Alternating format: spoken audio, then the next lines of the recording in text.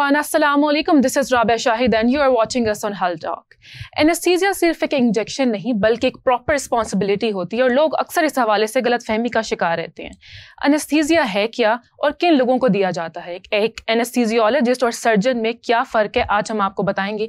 हमारे साथ स्टूडियो में मौजूद हैं professor of anaesthesia and critical care unit doctor Ashraf sir. अस्सलाम वालेकुम सर। वालेकुम अस्सलाम। Welcome to health talk. Thank you.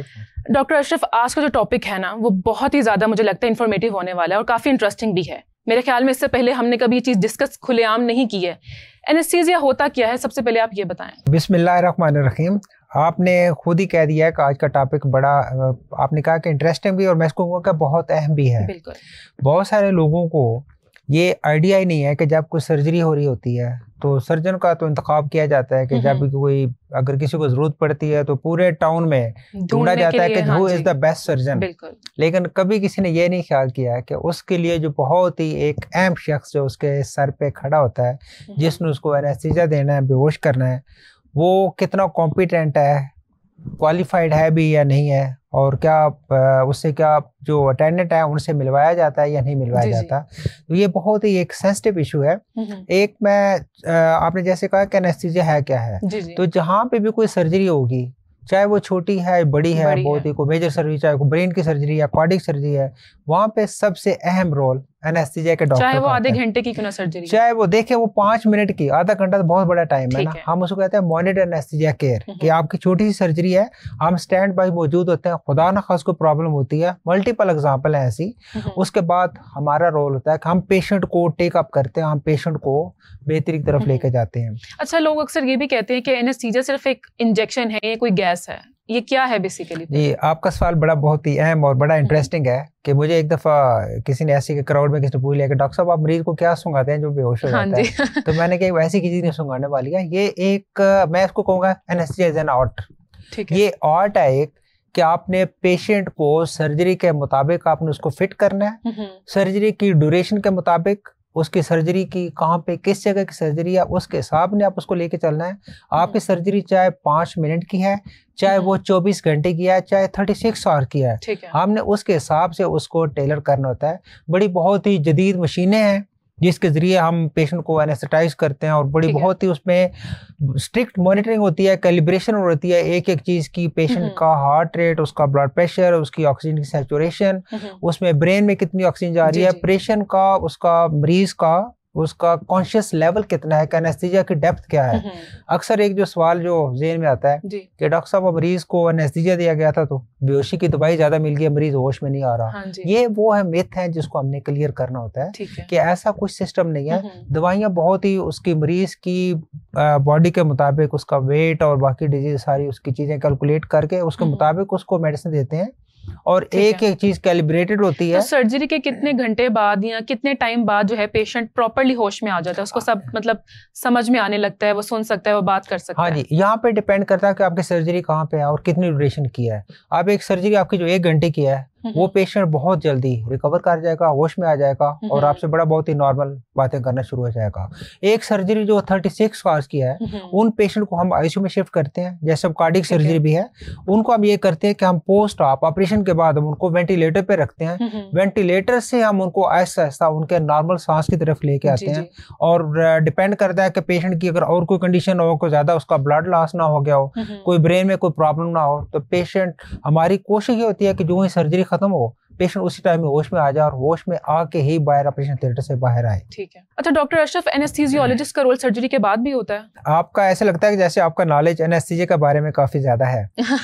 Anaesthesiologist का रोल ऑपरेशन शुरू होने से पहले स्टार्ट होता है, सर्जन के पहुंचने से बहुत पहले, ठीक है, और ऑपरेशन खत्म होने के बाद एंड तक, जब तक पेशेंट वो रिकवर ना हो तब तक एनेस्थीसियोलॉजिस्ट उसके सर पे रहता है। कितने घंटे तक मॉनिटर करना होता है? हमारी ड्यूटी बहुत ही टफ होती है। अगर मैं रूटीन की बात करूं तो जब सर्जरी खत्म हो जाती है उसके बाद हम उसको 2 घंटे के लिए रिकवरी में रखते हैं।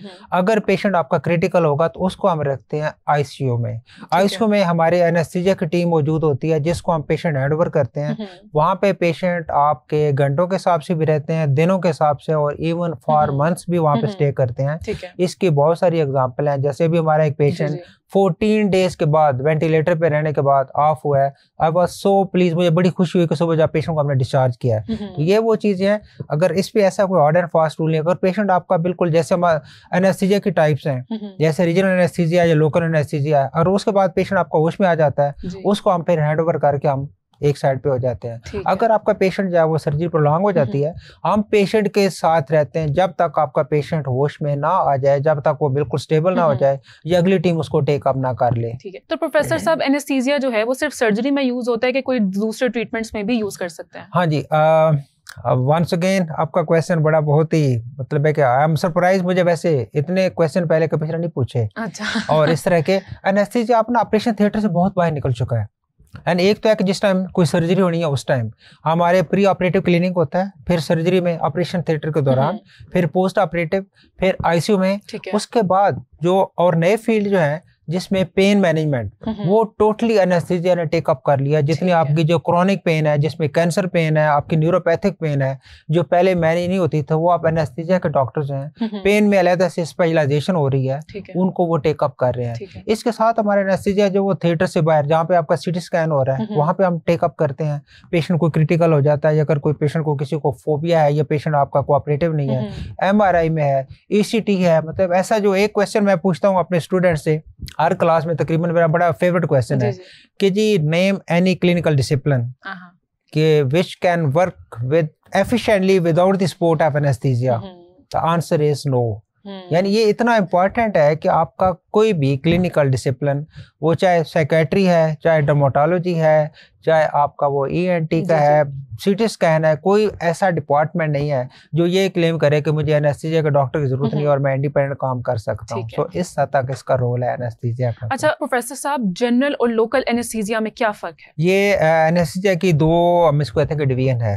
अब लोकल में जैसे आप कहते हैं कि लोकल का बड़ा डिफरेंट, हम इसको रीजनल भी बोलते हैं कि लेट्स से कि जी आपके एक पाँव की सर्जरी है, तो हम कोशिश करते हैं कि आपके जिस्म का वो हिस्सा जो पाँव को नर्व सप्लाई है उस हिस्से को सुन करें, आपके बाकी जिस्म पे कोई असर ना हो। लेट्स से कि जैसे आप आजकल जितने जो सीरियन ऑपरेशन हो रहे हैं, जो जिसको बड़ा ऑपरेशन भी बोलते हैं गायनी का, उसमें हम सिर्फ नीचे वाला हिस्सा सुन कर देते हैं और बाकी मरीज होश में रहता है। जो जनरल एनेस्थीसिया, उसमें आपने पूरे जिस्म को बेहोश करना है, चाहे वो सर्जरी आपकी 1 मिनट की है या जिस जगह भी है।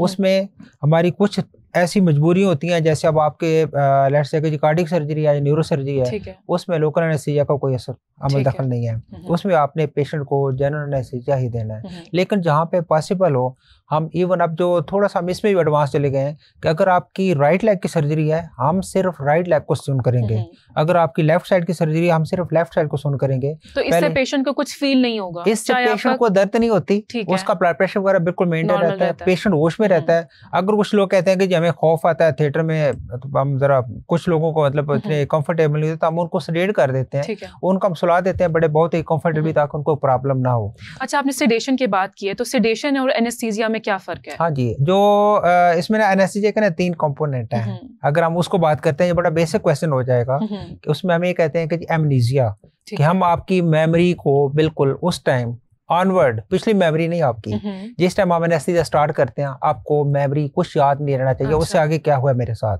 दूसरा एनाल्जेसिया, कि आपको दर्द नहीं होनी चाहिए किसी किस्म की भी। तीसरा मसल रिलैक्सेशन, कि आपकी बॉडी को फुल रिलैक्स होना चाहिए।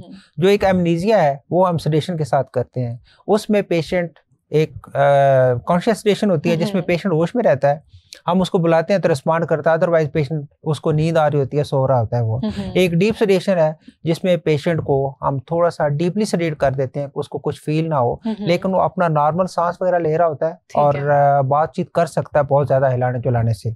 अच्छा, अगर मैं अपना यहाँ पर अगर आपको केस बताऊं, तो मेरी मदर की रिसेंटली सर्जरी हुई थी। उनका कहना है कि उन्हें होश में आने के 2 दिन बाद का भी कुछ याद नहीं है, तो ऐसा भी पॉसिबल हो सकता है? नहीं, 2 दिन के बाद का नहीं, हमें उसमें ना ये जो हम बोलते हैं, इसको बोलते हैं हम एमनीसिया। एक होता है रिट्रोग्रेड, कि अभी से मैंने पेशेंट को एनेस्थीसिया दिया तो उसको पीछे वाली सारी मेमोरी वॉश हो जाए, ऐसा नहीं है।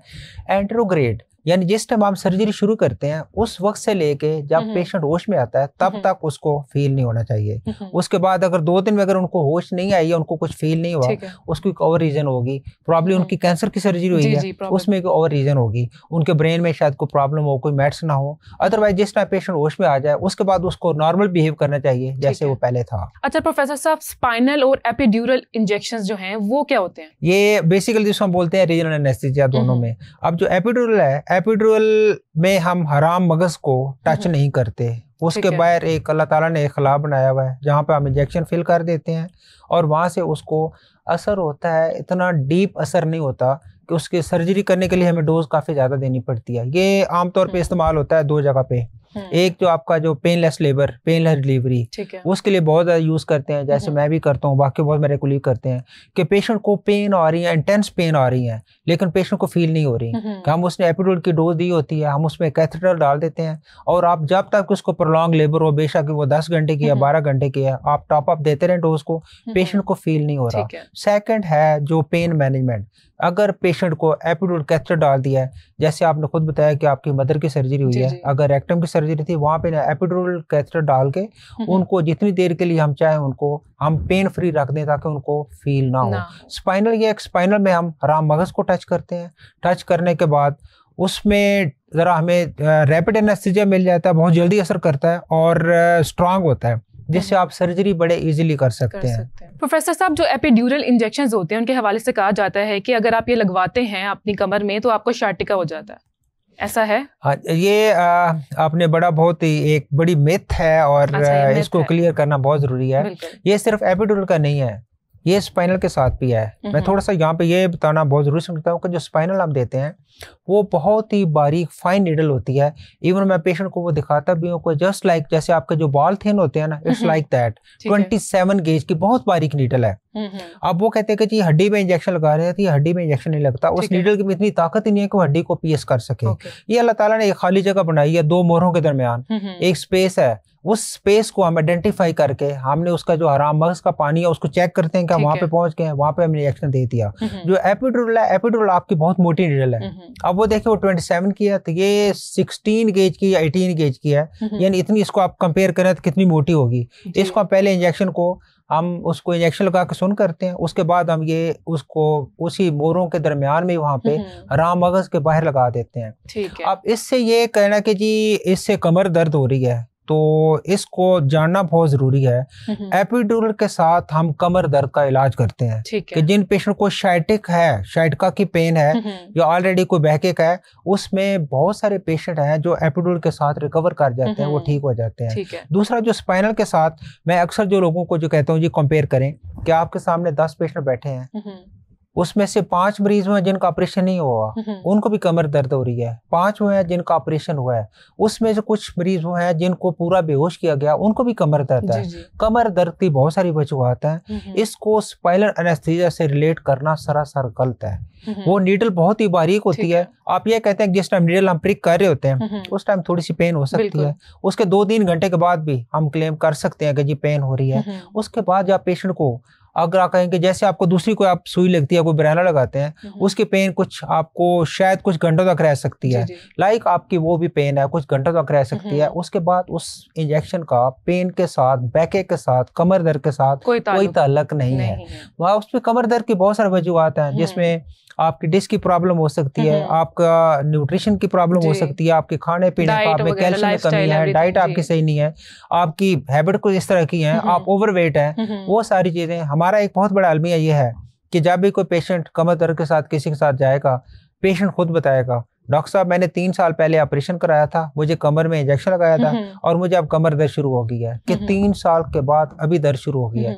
अगले बंदे के लिए बड़ा आसान है, जी वो इंजेक्शन की वजह से होगी, जिसको कुछ नहीं पता कि इंजेक्शन है क्या, किसने लगाया है, वो कितना एक्सपर्ट था और इस इंजेक्शन से वो कमर दर्द का इलाज करते हैं। यूजुअली ये बातें हम उन माओं से सुनते हैं जिन्होंने रिसेंटली डिलीवर किया होता है बेबी, बहुत कहती हैं इस तरह से नहीं उस पे ये ऑपरेशन के बाद जी कमर दर्द निकल आया। असल में नहीं, कि लोगों में ना एक खौफ पहले पैदा किया जाता है कि जी कमर में इंजेक्शन ना लगवाना, कि उससे जो है ना कमर दर्द हो जाती है बाद में। अच्छा, उनसे पूछें कि आपको किसने बताया, हमने मोहल्ले में सुना था, किसी डॉक्टर ने नहीं बताया होगा उनको। ये चीजें जो हम क्लियर करते हैं। और अब इसमें यह है कि लोग बड़े समझदार हो गए हैं। हमारे पास भी, जो कि मेरे पास जो प्राइवेट भी पेशेंट आते हैं, उसमें मोर देन 70 to 80% लोग प्रेफर करते हैं कि हमें स्पाइनल एनेस्थीसिया दिया जाए ताकि हम होश में रहते हैं। उसमें आपकी बॉडी पे, पूरी बॉडी पे ड्रग का इफेक्ट नहीं होता। अपने बेबी को देख लेते हैं और उसके बाद ऑपरेशन के बाद भी 2 से 3 घंटे उनको दर्द नहीं होती। जब आप जिए देते हैं, पेशेंट होश में आया है, उस पेशेंट ने, पूरे के पूरे पेशेंट ने होश में आ जाना है। उसमें ये नहीं होगा कि जहाँ पे आपका ऑपरेशन हुआ था वो हिस्सा सुन रहे और बाकी मरीज आपका होश में आ जाए, बाकी हिस्सा जो है। इसमें ये स्पाइनल में ये है कि आपका वो हिस्सा नीचे वाला जहाँ पे ऑपरेशन हुआ है वो सुन रहता है तकरीबन 2 से 3 घंटे, तब तक पेशेंट स्टेबल हो जाता है। इसके बहुत ज्यादा फायदे हैं स्पाइनल एनेस्थीसिया। ठीक है, वो मिथ थी जो डॉक्टर साहब ने अभी क्लियर कर दी है। अच्छा sir, coming back to anaesthesia, anaesthesia देने से पहले ऐसे कौन से टेस्ट हैं जो करवाने चाहिए और पेशेंट की मेडिकल हिस्ट्री जानना कितना जरूरी है? हाँ जी, ये एक पहले जो है ना, कुछ अर्सा पहले एक बहुत बड़ा एक प्रॉब्लम था कि जी पेशेंट आया, उसको प्रॉब्लम है, शुगर है, ब्लड प्रेशर है। आप कहा जी कि patient is not fit for anaesthesia, किसको एनेस्थीसिया रिस्क या नहीं दिया जा सकता। अब चूंकि चीजें बड़ी एडवांस हो गई हैं, आप हम कहते हैं कि जी anaesthesia is made fit for that patient, कि हम एनेस्थीसिया को टेलर करते हैं उस मरीज के मुताबिक। पेशेंट की हम हिस्ट्री लेते हैं और हिस्ट्री हमें बहुत ही थॉरो हिस्ट्री चाहिए होती है कि पेशेंट को क्या, उसको अगर शुगर है तो कब से है, क्या मेडिसिन ले रहा है, ब्लड प्रेशर है तो कब से है, मेडिसिन क्या ले रहा है, कंट्रोल है या नहीं है, या क्या क्या प्रॉब्लम है। इसके अलावा उसके और कोई प्रॉब्लम, कोई सांस की बीमारी या जो भी चीजें हैं। नंबर 2, सर्जरी क्या है उसकी, उसके मुताबिक हमें उसके कंप्लीट टेस्ट चाहिए होते हैं। वो जो पहले वाला ज़माना था कि जी पेशेंट आया उसके बाद आपने वैसे प्रोसीड कर दिया, उसमें प्रॉब्लम भी बहुत ज़्यादा थी। हम पेशेंट को according to age, according to उसकी कोमॉर्बिड जो डिजीज है और अकॉर्डिंग टू सर्जरी, हमने पेशेंट को थॉरली असेस करना होता है। उसकी एक एक चीज को हम चेक करते हैं और उसके बाद हम एनेस्थीसिया को टेलर करते हैं उसकी प्रॉब्लम के मुताबिक। अब लेट्स से मैं एक छोटी सी एग्जांपल देता हूँ। पेशेंट है जिसको सांस की प्रॉब्लम है, उसका हर्निया का ऑपरेशन है, उसके मैं चेस्ट के सारे मैं एक्सरे भी कराऊंगा, मुझे जरूरत होगी मैं उसका HRCT भी करूंगा, उसको मैं EBG भी करवाऊंगा, मैं देख लूंगा कि चेस्ट में कितना प्रॉब्लम है, किस लेवल पे है। नंबर 2, अब चूंकि हर्निया का ऑपरेशन है तो मैं उसको एडवाइस करूंगा कि वो स्पाइनल एनेस्थीसिया में कराता कि हम चेस्ट पे पहुंचे ना, चेस्ट को हम टच ही ना करें। तो ये वो चीजें हैं जिससे एनेस्थीसिया बहुत सेफ भी हो गया और अब लोगों में अवेयरनेस भी हो गया। लेकिन यहाँ पे आपके इसके चैनल के तवज्जो से एक चीज मैं जो कन्वे करना चाहूंगा कि जब भी कोई सर्जरी हो, आपका राइट है, आप पूछें कि जी एनेस्थीसियोलॉजिस्ट कौन है, उससे मिलवाया जाए पहले। और वैसे अब तकरीबन हर हॉस्पिटल में जो क्वालिफाइड एनेस्थीसिस्ट हैं वो पहले मिलते हैं। इसको हम होते हैं pre operative visit, pre operative clinic में वो उस पेशेंट से मिलते हैं, उसकी थॉरो हिस्ट्री लेके अपना इंट्रोडक्शन करवाते हैं और बताते हैं कि जी मैं कौन हूँ और मैंने क्या क्या करना है, तो मुझे बाद में जाकर अगर जो भी अपनी रिस्पॉन्सिबिलिटी है उसको शेयर करते हैं। ठीक है। अच्छा प्रोफेसर साहब, अगर प्रेग्नेंट लेडी को अचानक एनेस्थीसिया लगाना पड़ जाए इमरजेंसी में, तो फिर लगा सकते हैं उन्हें? जी, जो ये सिजेरियन ऑपरेशन होते हैं ना, ये होते ही अचानक इमरजेंसी होते हैं। इसमें यह कि पहले डिलीवरी चल रही होती है, तो जब गायनेकोलॉजिस्ट ने देखा या ऑब्स्टेट्रिशियन ने कि जी बच्चे का हेड स्टक हो गया या अगर मिकोनियम आ गया या लाइकर जो है ना वो ज़्यादा हो गया, कोई प्रॉब्लम हो गया, टैकीकार्डिया स्टार्ट हो गया, इमीडिएटली सिजेरियन सेक्शन उस टाइम डिसाइड किया जाता है। तो हम अकॉर्डिंगली प्रोसीड करते हैं। उसमें ऐसा कोई प्रॉब्लम नहीं है, रिस्क नहीं है। लेकिन उसमें 2 चीज़ें होती हैं। हम ये देखते हैं, हम पूरे उसके ना पेशेंट के पूरे टेस्ट हम उस टाइम इमरजेंसी में नहीं करवा सकते कि उन टेस्टों की तरफ हम जाएंगे तो शायद बच्चे को मसला हो जाए, माँ को मसला हो जाए। हमें फिर उसी टाइम ही पेशेंट को असेस करके एवेलुएट करके हमें अकॉर्डिंगली देखना पड़ता है कि अगर तो उस टाइम पॉसिबल हो हम स्पाइनल एनेस्थीसिया में चले जाते हैं। अगर कोई ऐसी इंडिकेशन बन जाती है या पेशेंट की तरफ से रिफ्यूजल आती है कि जी मैंने जीए देना था, हम उसको जीए में प्रोसीड कर लेते हैं विदाउट एनी हेजिटेशन। तो सी सेक्शन में यूजुअली कौन सा एनेस्थीसिया दिया जाता है? अगर तो पेशेंट स्टेबल है, इलेक्टिव अगर है तो उसमें स्पाइनल प्रेफर किया जाता है। लेकिन बहुत सारी कंडीशन ऐसी है जैसे पेशेंट का अगर यूट्रस जो है वो रप्चर हो गया, पेशेंट ब्लीड कर गया बहुत ज्यादा, पेशेंट क्लैप्स हो गया, शॉक में चला गया, फिर हम जीए की तरफ जाते हैं कि उसमें पेशेंट को स्टेबल रखते हैं फिर। ठीक है। तो सर चाइल्ड बर्थ के दौरान एपिड्यूरल जो है वो सेफ होता है? जी, चाइल्ड बर्थ के दौरान अब डिपेंड करता है। अच्छा, मैं आपको यहाँ पे एक चीज मैं बताना चाहूंगा कि स्पाइनल में और एपिड्यूरल में बहुत ज्यादा फर्क है। स्पाइनल हमारे जो कम ट्रेंड लोग हैं वो भी लगा लेते हैं। ठीक है। एपिड्यूरल हमारा जो है ना वो हाई टेक प्रोसीजर है, बहुत ही सेंसिटिव है। अगर आपने उस मोटी नीडल के साथ अगर आपने जो हराम मगज की झिल्ली है अगर उसको आपने पीएस कर दिया तो आपने पेशेंट के लिए प्रॉब्लम क्रिएट कर दी है। अगर आप कोई एक्सपर्ट बंदा एपिड्यूरल लगाता है जो कि बड़ी बहुत ही आम प्रैक्टिस है, चल रही है, वो बिल्कुल सेफ है, उसमें कोई प्रॉब्लम नहीं है। उसमें आप जब तक आप चाहें आप पेशेंट को पेन फ्री रख सकते हैं। अभी मतलब रिसेंटली अभी कल एक पेशेंट हमारा आया था, तो उस पर मैंने खुद उसको एपिड्यूरल लगाया और आई वाज सो हैप्पी कि वो बड़ी बहुत ही कंफर्टेबल और उसको पेन फ्री रही। उसके बाद डिलीवरी हुई, बेबी को देखा उसने।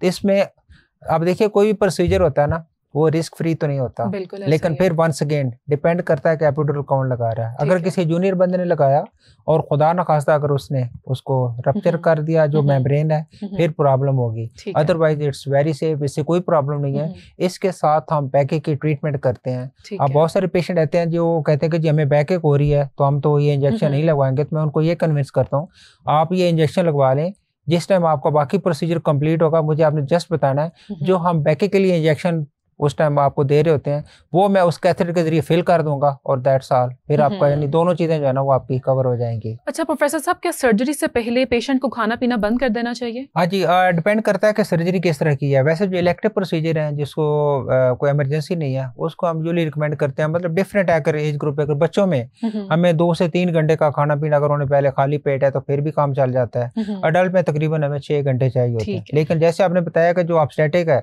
कि इसमें इमरजेंसी सीजरियन ऑपरेशन करना पड़ गया तो उसमें तो हम मुमकिन है कि पेशेंट ने अभी जो है ना दूध पिया हो। अच्छा। उसको हम अकॉर्डिंगली उसके मुताबिक हम चलते हैं फिर। तो होश में आने के बाद जो है वो पेशेंट कैसा फील कर रहा होता है? क्या उसकी बॉडी सुन्न होती है, मेंटली वो स्टेबल होता है या नहीं? जी, वो अगर देखें ना, अगर उसमें हमने दिया ना स्पाइनल एनेस्थीसिया, उसमें ये कि पेशेंट का निचला दर्द वो सुन्न होगा, पेशेंट पेन फ्री होगा, कंफर्टेबल होगा, आपके साथ बातें करेगा, बाहर निकलेगा थिएटर से, घर वालों से मिलेगा, अपने बच्चों को देखेगा, बड़ा बहुत ही कंफर्टेबल फील करेगा। जब हम जनरल एनेस्थीसिया से वापस लेके आते हैं उस टाइम पेशेंट जाग रहा होता है, लेकिन हम उसको कोशिश करते हैं कि ऐसा इंजेक्शन दिया जाए कि जिससे वो पेन फ्री रहे और उससे उसको थोड़ी सी नींद आ रही होती है। तो वैसे वो कंफर्टेबल होता है, सब कुछ देख रहा होता है, यानी उसको सब पता है मैं अब कहाँ पे हूँ, मेरे साथ कौन है, कौन बात कर रहा है। लेकिन हम कोशिश करते हैं उसको थोड़ा सा नींद में रखें ताकि उसको पेन ना हो। नो डाउट प्रोफेसर साहब, आज का जो हमारा टॉपिक था वो बहुत ही ज्यादा इन्फॉर्मेटिव था और आपने जो सारी मिसअंडरस्टैंडिंग्स थी ना वो आज आपने क्लियर कर दी है। तो लास्टली मैं चाहूंगी कि आप हमारी ऑडियंस को एनेस्थीसिया के हवाले से क्या मैसेज देंगे ताकि उन्हें इन्फॉर्मेशन जो आज मिली है वो उसके ऊपर अमल भी करें? जी बहुत शुक्रिया। ये टॉपिक एक बड़ा बहुत ही इंफॉर्मेटिव भी आप कह सकते हैं और सेंसिटिव भी और बड़ा बहुत ही एक मैं कहता हूँ कि अहम टॉपिक है। तो मैं एक आपके इस चैनल के और इस प्रोग्राम के तवज्जो से कहना चाहूँगा कि जब भी आप सर्जरी के लिए जाएं आप बहुत अच्छा सर्जन तलाश करते हैं और तलाश करना आपका राइट है। लाइकवाइज जो एक एनेस्थेसियोलॉजिस्ट है जो आपके मरीज को बेहोश कर रहा है और फिर अल्लाह के फजल से उसको होश में भी लेके आ रहा है, उसका टोटल रिस्पॉन्सिबिलिटी ले रहा है, आप उसका भी पता करें कि वे कौन है, आप उससे मिले, उससे पूछें कि जी क्या क्या प्रॉब्लम हो सकती हैं। आपका राइट है कि एनेस्थेसियोलॉजिस्ट के बारे में जानने का, और आप ये भी देखें कि जी आपका एनेस्थेसियोलॉजिस्ट है वो क्वालिफाइड है या अनक्वालिफाइड है। और दूसरा, पेशेंट का डिटेल से डिस्कस करें। यहाँ पे एक चीज़ मैं आप जो कहना चाहूँगा और बहुत ज़रूरी समझता हूँ कि सर्जरी में अगर एक दफ़ा कोई प्रॉब्लम हो जाती है तो चांस होता है कि दोबारा कर ली जाए। एनेस्थीसिया में एरर का चांस 0 है कि अगर एक दफ़ा कोई प्रॉब्लम होगी तो खुदा न खास्ता पेशेंट अगर हमारे हाथ से निकल गया तो फिर हम कुछ नहीं कर सकते। इसलिए हमारा रोल भी बड़ा अहम है, हम बड़े विजिलेंट रहते हैं। हमारी प्रेजेंस पेशेंट के बिल्कुल सर पे होती है, हम आगे पीछे नहीं हो सकते जब तक कि आपका पेशेंट होश में ना आ जाए, बाहर ना आ जाए। तो आपको एनेस्थीसिया के बारे में पूरी आगाही होनी चाहिए और उसके बारे में पूरी मालूमात लेके उसके बाद आप सर्जन से कहें कि जी आप सर्जरी करें। बिल्कुल, thank you so much sir for joining us और आप सबका भी बहुत शुक्रिया, आप सबने हमें सुना। आप सबसे मुलाकात होती है नेक्स्ट एपिसोड में, तब तक के लिए बाय बाय।